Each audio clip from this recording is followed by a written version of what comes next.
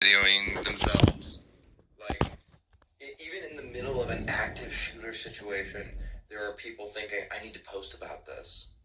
You know, you know, like this is worth so many clicks. I gotta post this shit. It's crazy. Well, the brain has to be fully integrated now into your personality and in your digital format. So technically, like when you pull out your phone, it is your greatest weapon. But in terms of police reform, I can remember the first video of like a cop shooting a guy in a park, and I'm like, oh shit! Like now, anyways, what I'm trying to say is, you would think that videos and cell phones would stop war and stop police abuse, but no, it doesn't. Oh shit!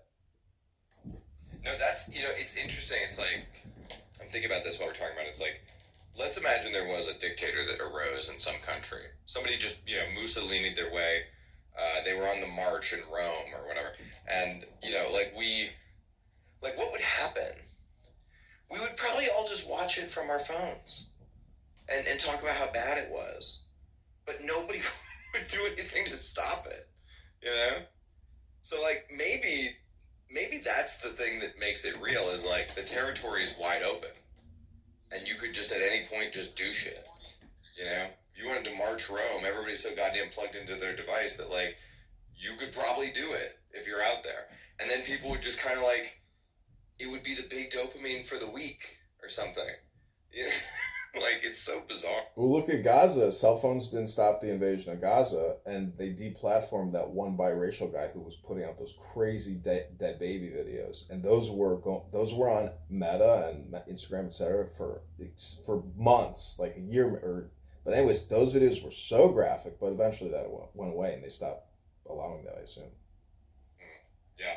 Well, that's the thing is like, during Ukraine and Russia, it's been very hard to figure out what's going on because they kind of have a information lockdown on things that are happening, and you have to go on these like OSINT boards where you like follow all the, same thing with Israel Gaza.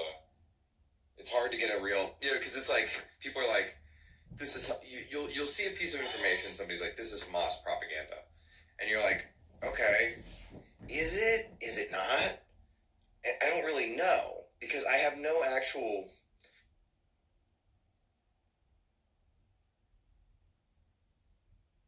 Because there's this like blanket that comes down and we now can't see the dark spot on the map or whatever. Look at that Nayib Bukele and the head of Panama. Like they just had this meeting. That guy from El Salvador, he must have like